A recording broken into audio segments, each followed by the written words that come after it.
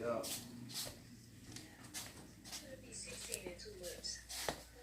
And I'm gonna be 18 in 2 months.